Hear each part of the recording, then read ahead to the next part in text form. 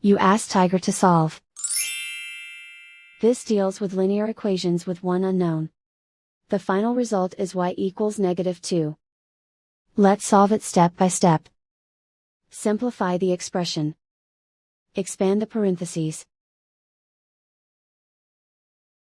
Multiply the coefficients. Simplify the arithmetic.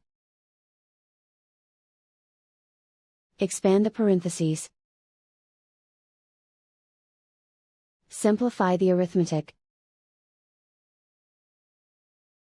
Group all constants on the right side of the equation. Subtract 2 from both sides. Simplify the arithmetic.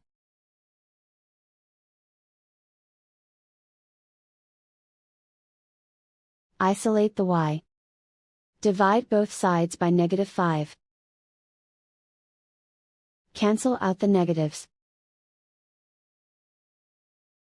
Simplify the fraction.